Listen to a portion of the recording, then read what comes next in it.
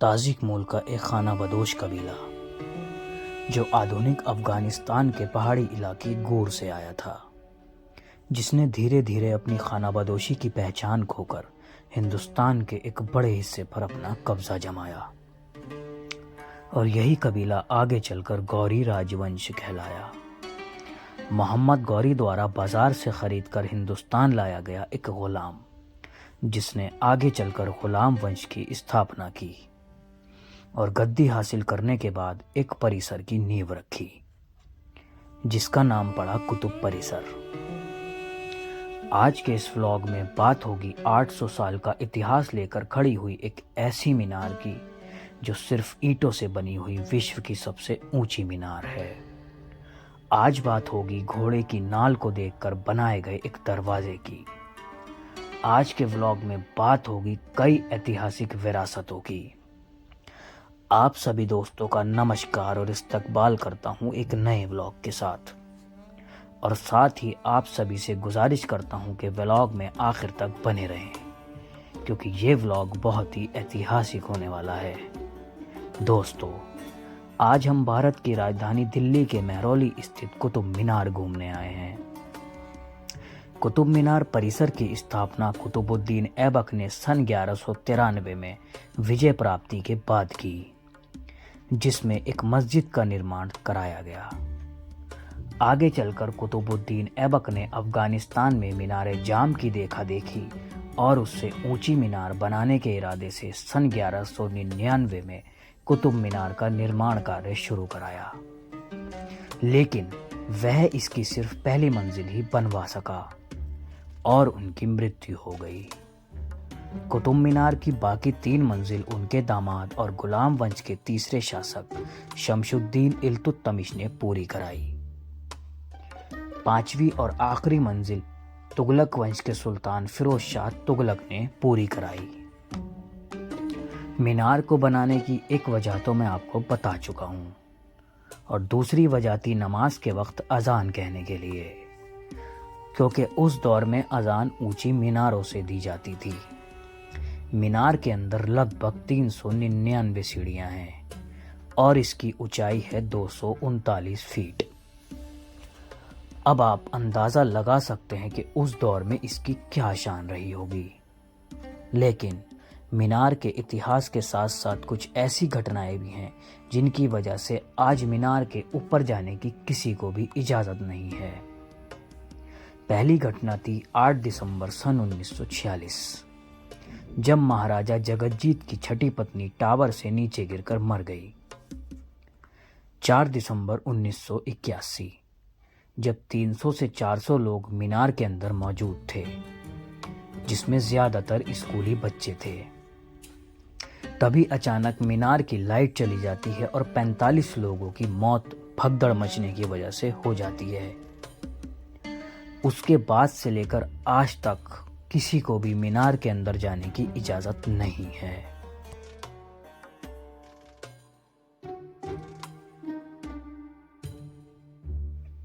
कुतुब परिसर में स्थित एक दरवाज़ा जो अलाई दरवाज़ा कहलाता है, जिसका निर्माण अलाउद्दीन खिलजी ने सन 1311 में कराया था। इस दरवाजे को खिलजी ने घोड़े की नाल के डिज़ाइन का बनाया था। दरवाजे में टर्किश स्टाइल की काफ़ी खूबसूरत नक्काशी है। कहा जाता है कि अलाउद्दीन खिलजी ऐसे 4 दरवाजे बनवाना चाहता था, लेकिन उससे पहले ही उसकी मृत्यु हो गई।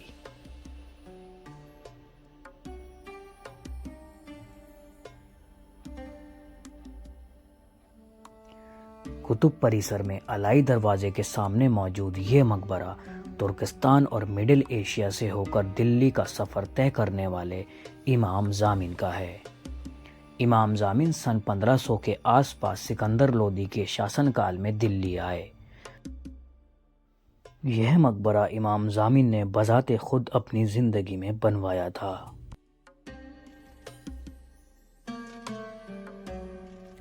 कुतुब परिसर में घूमते घूमते हम पहुंचे एक ऐसे सुल्तान के मकबरे पर जिसने 12 से ज़्यादा बार मंगोल सेना को भारत से खदेड़ा, जिसका साम्राज्य अफगानिस्तान से लेकर मध्य भारत तक फैला था।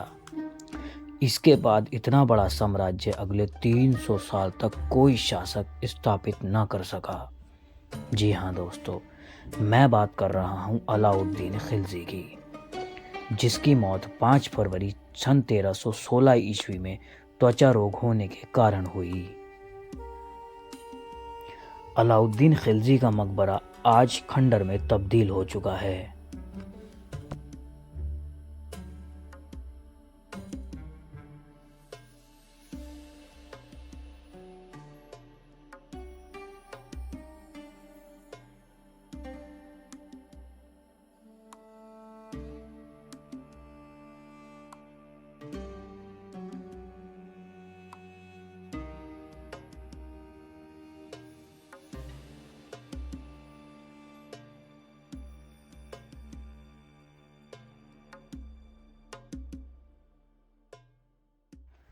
कुतुब परिसर में मौजूद मकबरे के पास अलाउद्दीन खिलजी का बनाया हुआ मदरसा भी मौजूद है, जिसे अलाउद्दीन खिलजी ने सन 1315 में बनाया था।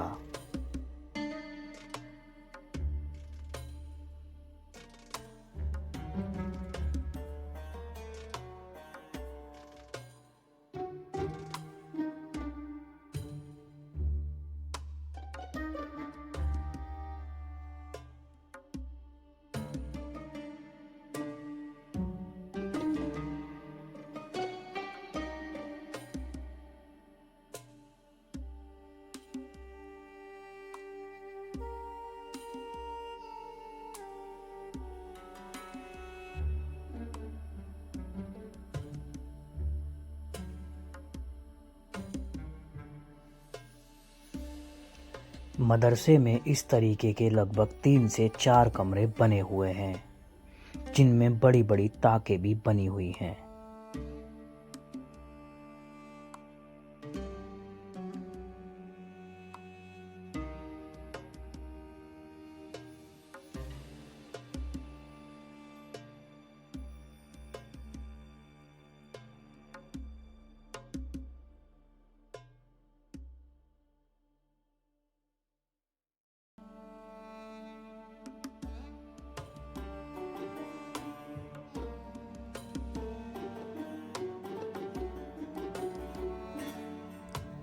कुतुब परिसर में मौजूद यह मकबरा सुल्तान इल्तुतमिश का है, और यह मकबरा सुल्तान इल्तुतमिश की ज़िंदगी में ही सन 1235 में बनाया गया था। मकबरे के एंट्री गेट पर आपको काफ़ी खूबसूरत नक्काशी देखने के लिए मिलेगी, जिसमें कुरान की आयतें छपी हुई हैं। कहा जाता है कि पहले मकबरे पर एक गुंबद भी मौजूद हुआ करता था, जो मकबरा बनने के बाद कुछ समय बाद ही ढह गया था।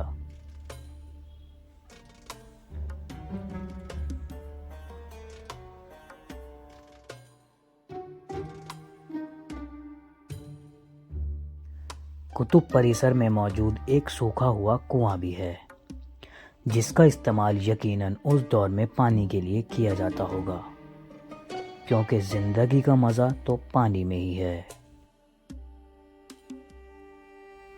अलाई मीनार, एक सुल्तान का अधूरा सपना। अलाउद्दीन खिलजी को अधूरे सपनों का सुल्तान भी कहा जा सकता है, जिसने कुतुब मीनार से भी ऊंची मीनार बनाने का सपना देखा था, जो कि अधूरा रह गया और आज सिर्फ एक खंडर बनता जा रहा है।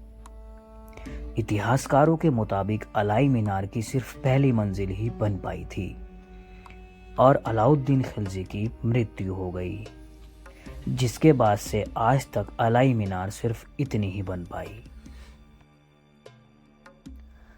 आप सभी दोस्तों को बताना चाहूँगा कि अगर आप भी इन विश्व धरोहरों को देखना चाहते हैं तो यहाँ का सबसे नियरेस्ट मेट्रो स्टेशन है कुतुब मीनार, और साथ ही कुछ समय में हम दिल्ली के ऐतिहासिक स्थलों का एक टूर पैकेज भी शुरू करने वाले हैं। तो अगर आप भी इन ऐतिहासिक विरासतों को देखना चाहते हैं तो अपनी इंक्वायरी आप हमारी मेल आईडी पर भेज सकते हैं।